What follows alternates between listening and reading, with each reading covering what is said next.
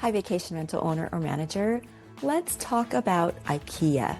Because if you own an STR, or honestly, if you've ever furnished a home, you've probably walked through an IKEA at some point thinking, okay, this could work.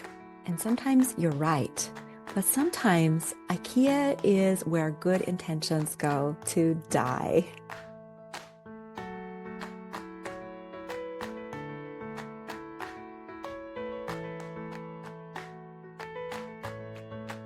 Hi, vacation rental owner. I'm Kara. Welcome to the Step Up Your STR podcast, which is all about specialized decorating so that you can earn max revenue in your business. I've designed over 40 vacation rentals, all of which charge in the top 10% of their area competitors and make up to 153% more after working with me. So today's episode is one that I've been wanting to record for a long time because I get asked constantly, Kara, do you use IKEA for STRs? And my answer is yes, absolutely, but very selectively. So today I'm sharing what I actually buy from IKEA for STRs, what I never buy and why, and where IKEA quietly can hurt your revenue if you're not careful. This isn't a haul episode. It's not saying, for sure, it's not saying everything from IKEA is amazing, but I'm recording this episode to be a filter for you because bad decorating costs as much as, or often more than, good decorating. And IKEA is where that truth shows up fast. IKEA is excellent at some categories and terrible at others. And most STR owners make the mistake of buying too much IKEA. They go in and think, oh, I can just furnish the whole place. That's a mistake. Or buying in the wrong categories or mixing temporary items with anchor items. And guests may not articulate what feels off, but they do feel that it's off. Remember, your decor is your first sales conversation with a potential guest. Guests book with their eyes first. So if something looks cheap or flimsy or overly recognizable in photos, it quietly lowers the perceived quality of your space. It lowers how much they are willing to pay for a night's stay, and it lowers trust. So let's get into what IKEA items do pass my STR test and what doesn't. Let's talk first about the good items. Category 1, storage and case goods. I think this is where IKEA shines. First, the Compig hook. Hooks are better than renter or hangers in rentals. Full stop. The Compig is graphic, sturdy, and it's easy to understand. It's perfect for entries, mudrooms, bunk rooms, all the kids' spaces. Now I'm going to try to say these Swedish names. I'm sorry if I'm not saying them correctly. I'll try to put the name on the screen. Next, the Besta cabinets. The Besta cabinets are one of the IKEA's best offerings for STRs when done right. And here's how to do them right. Get the Besta units with I'm going to try to say this, the Bjorkoviken door fronts. Bjorkoviken. That vertical wood detail on those door fronts is really designerly. They read architectural and elevated. They photograph beautifully. The cabinets hide clutter and they work in all kinds of situations, media consoles, TV stands, dining room storage, entry consoles, or even as a locked owner's cabinet. This is a perfect example of IKEA done right. Next, the Brusali shoe cabinet. It has 3 compartments, and if your STR has an entry, most do, you do need shoe storage. Guests really appreciate it. The Brusali is slim, it's clean, easy to use, and definitely it is not visually aggressive. Guests instantly understand what it's for, and that alone is worth it. Next, the Lomarp cabinet. This one surprises people because the Lomarp, it doesn't read IKEA at first glance. It doesn't just look typical of IKEA. It leans more traditional and more furniture-like. I love it for dining rooms, especially small dining rooms, offices, and secondary living spaces. It adds an interesting color and weight without bulk. And that's hard to do at an IKEA price point. The next category is mirrors. If you want a fast upgrade with almost zero downside, think mirrors. Okay, from IKEA, I like the Hobbit full-length mirror. This is one of the best IKEA items ever made. It makes rooms feel larger. It reflects light. It feels generous and rich, and guests love it, especially if your STR is for those who go on ski trips or come there for weddings, if it's for a girls' weekend, or if people have longer stays. If your STR does not have a full-length mirror, you're missing an easy win, and the Hovet is a good way to get there. Next, the Stockholm round mirror with ash veneer. This one feels warm and high-end and calm. It's beautiful in entries, bedrooms. It's nice and big, so it looks good over consoles. And because of the ash veneer, it doesn't feel cold or builder grade.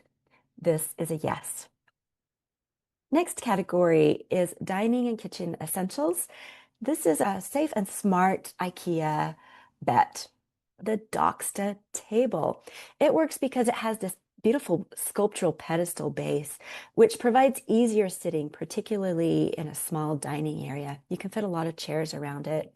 It's visually interesting, and it has a compact footprint, which is great for STR layouts. You know, when you have a nice open floor space, it makes the whole place feel open and spacious.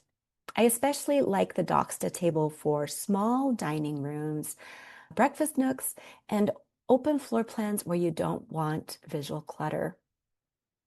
Next, the Decor pendant light. I'm kind of chuckling because I'm sure I'm not saying that correctly. It's kind of fun to try. Decor pendant light.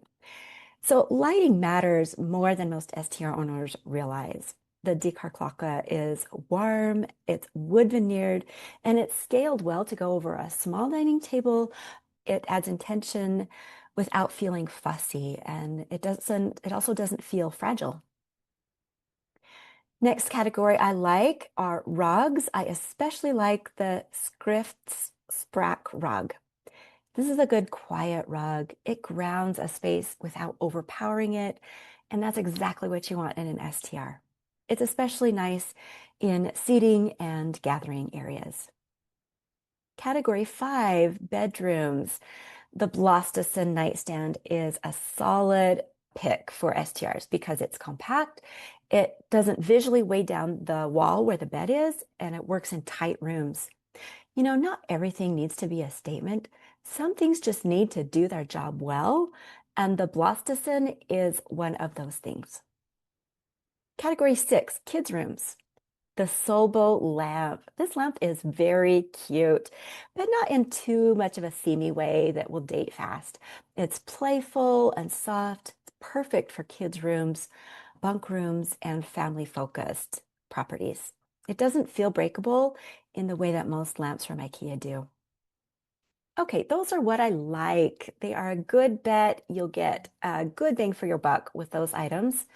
Now let's talk about what I avoid at IKEA. Here's where it gets spicy, but this is also the part where I save you money and future headaches. In general, avoid the lamps and vases at IKEA. I know they're everywhere in the store, but in STRs, they break. The lamps break, vases break, guests move them around, cleaners knock them over.